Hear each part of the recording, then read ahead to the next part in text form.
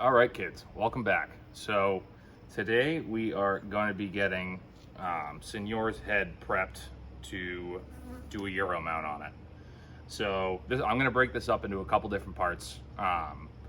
Today we're just going to clean the skull. I am going to massacrate this guy for a little bit just because I don't have time to do a full boil right now. So I'm going to let the water do a little bit of work for me, clean a bunch of it off, and then once that's done, I'll come back, do a boil, and do that. Get everything colored on it and everything. But he was a big boy. He's got a lot of meat, a lot of fat. First, I'll kind of just go into what I'm using. That is the Havalon Pro knife with the replaceable blades. So I used to do probably 5 to 6 like large beef skulls a month. It was kind of a little side hustle I did. I enjoyed it. It was fun. Unfortunately, at the moment where we're at, I don't have much time to watch water boil. So I've kind of taken some time off, but I've used this a ton. It's fantastic. You can buy the blades in bulk. I think they come in packs of 300. I'll put the link to both of these in the description. But they just work really well. When you're doing something like kind of gross like this, you don't want to be using really good knives that you got to put back on your stone and hone and resharpen. It's easy enough to just replace the blades. I do usually keep just a junk boning knife around to get into some of the hard to reach places. And when you buy these, they come with a nice little clamp thing that helps take the blade off. They're kind of a bitch to do it without it. I know it's fairly easy to do. I usually just have a pair of wire cutters that I can just cut it in half and pop the piece off, stick it in a bottle or a soda can or something so it's not going through your trash. So we already skun his head out, or I already skun his head out when he died and put him in the freezer. So he's been in the freezer for a while, just in a garbage bag. I pulled him out and just stuck him in a pot with some water and some Dawn just to defrost him because I knew I was doing this today. So the main chunks, I'll be honest, I actually haven't done a pig skull before. I haven't had one worth it. We're not in the South where we got boars running around all the time. But it's very similar to everything else.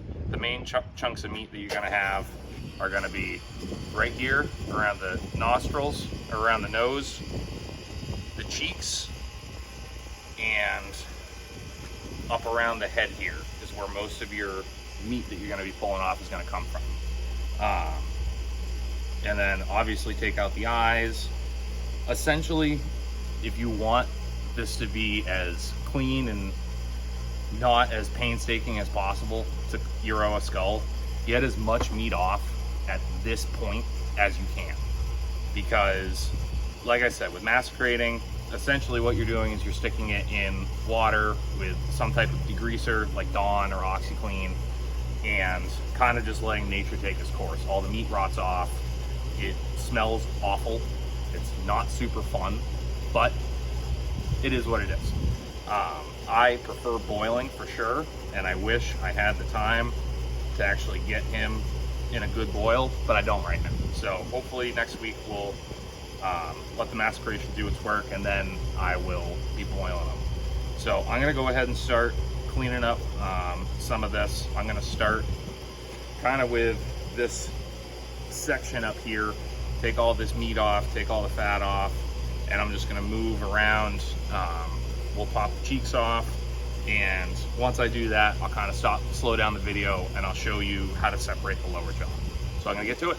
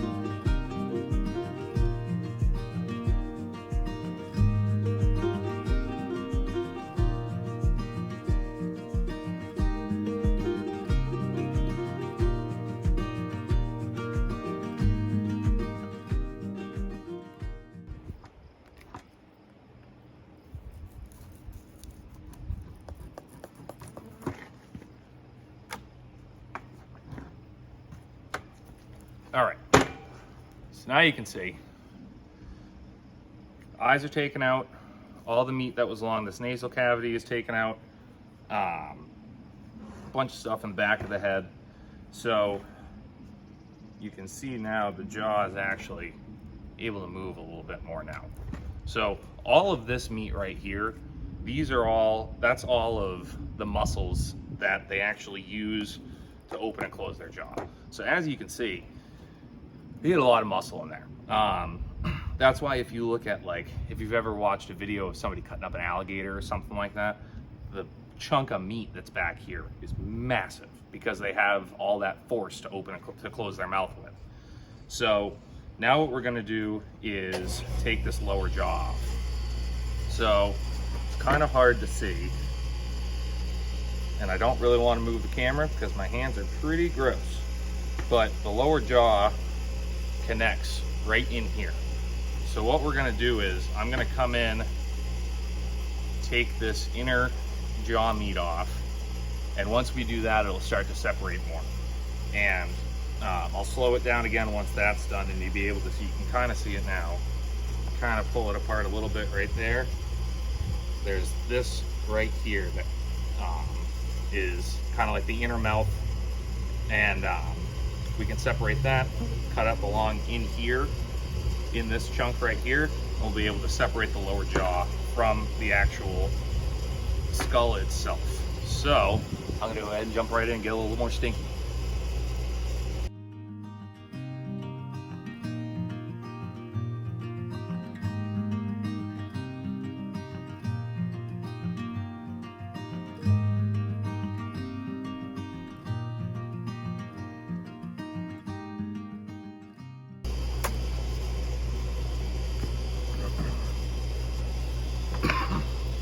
All right, so now that inner jaw meat is cut, I'm gonna come up here.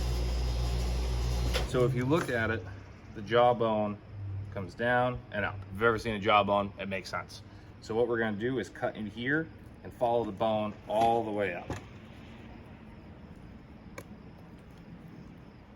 And cut along both sides to loosen everything up. And once you get that jaw off, you can get in there and really pull everything out of it to, again, make your life easy. All right, let's do this pull. This is always the most satisfying part, so I'm gonna be really disappointed if this doesn't work because it's the first time I've done it on camera. So, yeah, there it is. Perfect. All right. So I got this here,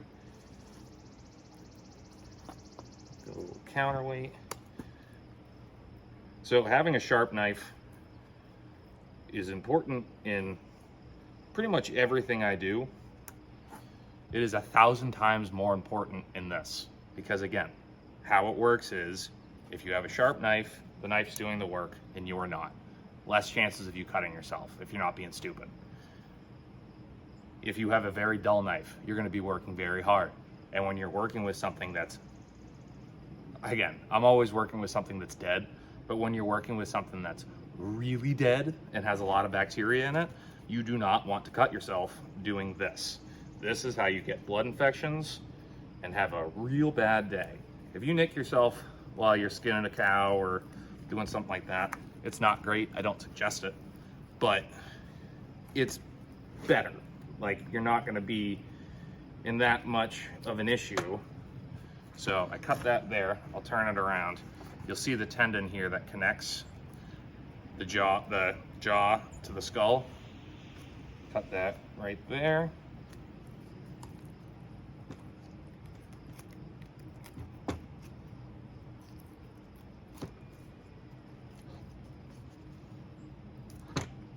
And now, lower jaw is removed. I'm gonna pop this guy up.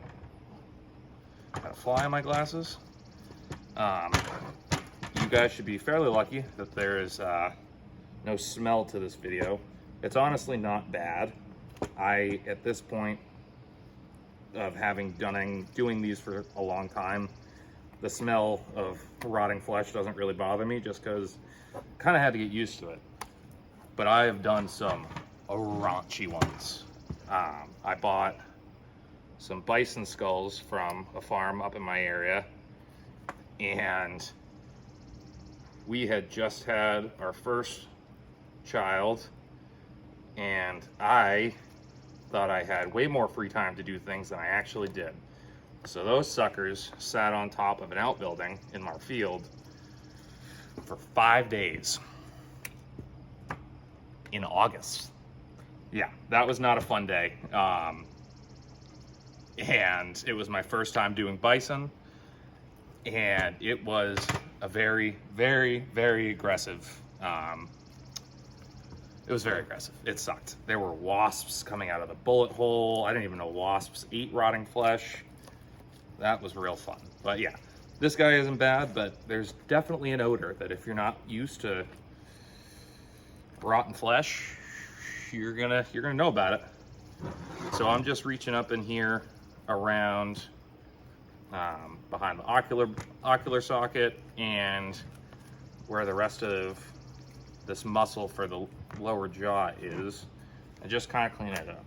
Again, you could either be insanely picky and be here for an hour, or you can kind of do what I'm doing and getting the bulk of it off. We are, like I said, we are going to be macerating this, so I know that's going to do some work for me, but I'm not too worried about it. Even skinning this now, like I said, it's been sitting in water in the sun for a day as is, and the meat is already pulling off the bone fairly well.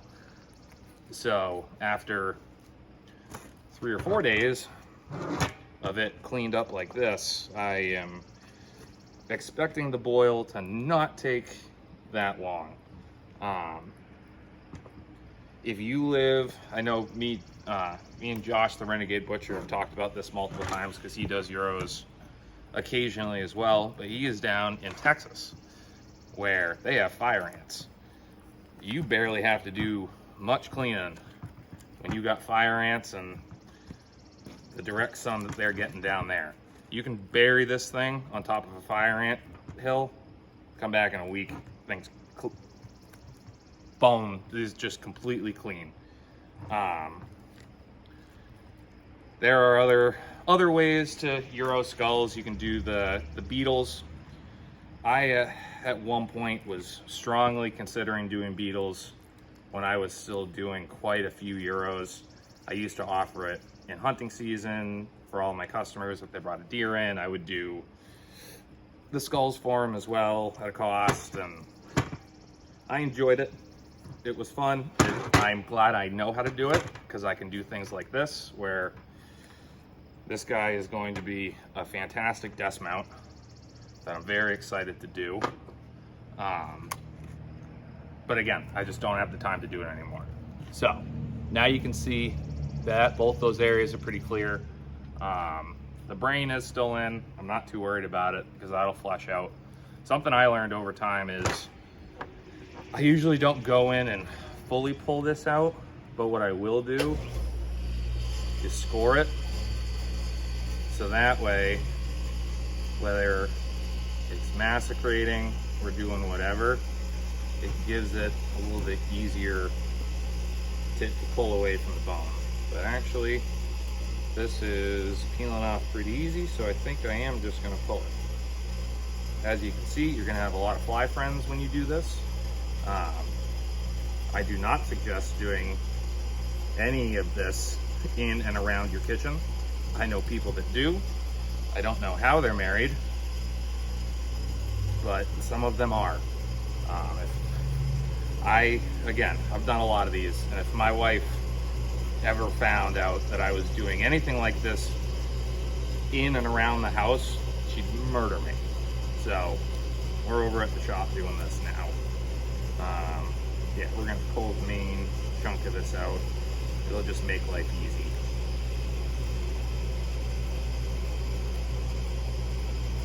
That's enough. That'll allow water to get in. All right. So, a benefit of the boiling process, and I just realized that The walk-in cooler's going off, so you're probably just hearing that scream while I'm trying to talk. The main benefit that I found of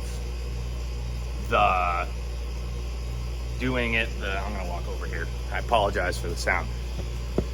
Doing it in the boil, what's nice is it pulls grease out. I usually put OxyClean in mine, in my boil as a degreaser, and it really does a good job of pulling all of the fat that's in the skull. Because I mean, Senor was a fatty boy, he really was.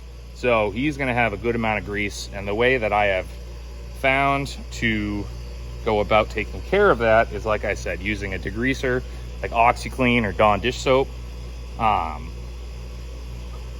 And after that, I do this with all of my bear skulls, and I'm going to be doing it with him. Basically, any predator that I do, I guess pigs included, I soak him in acetone. This guy will be in acetone for probably a good 6 months. So we'll go through the whole boil process, go through the whole whitening process, and then he'll sit in a bucket of acetone for 6 months.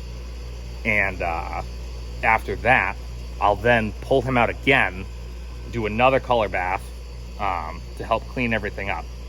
What the acetone does is it pushes its way into the bone, pushes all the fat out, and then once you remove the skull from the acetone evaporates, leaving you with a insanely clean, not fatty skull. Because what happens is, especially with something like black bears or any bear essentially, and pigs, is over time, after you do it at first, it'll be, thank God, didn't plan that out right. Should have done it in the front yard. Over time, what you'll see is as soon as you do it, it's going to be perfectly white, really nice, and just a gorgeous skull. But over time, what's going to happen is all that grease is going to soak up out of the skull, and you'll see pockets, little marks all over it.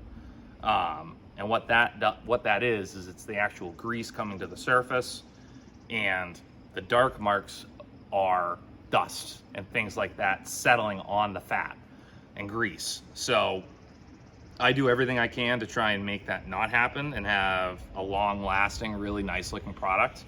So that is kind of my cycle with it. I don't know if I'm going to slow it down or not, but we did actually find the bullet in the back there. I figured we would. His head's pretty solid, so I didn't think it went all the way through. So this is about what I'm doing for this guy right now. Like I said, I'm going to toss him in a pot again with some just regular water and Dawn dish soap. And like I said, I'll probably try and get to him this next week at some point, sometime overnight. And after it's been in the 80s, 90s here the past couple weeks. So sitting in the sun like that is gonna clean him up really nice. But again, as you can see, everything just fits right back together. I'm super excited to do a pig skull. I am slightly upset that I'm doing it on Senor. I knew I was going to at some point. I'm a little upset that it's happening now, but I'm pretty excited. He's going to be a real nice mount, and I look forward to doing more videos. So I appreciate you guys watching. Stay tuned. This will be part 1. More than likely, I'll do probably only be a 2-parter, and then once he's out of the acetone, it'll kind of just be like a, hey, remember this? So I'm gonna go ahead, stick him in water, and I will see you guys later. Have a good one.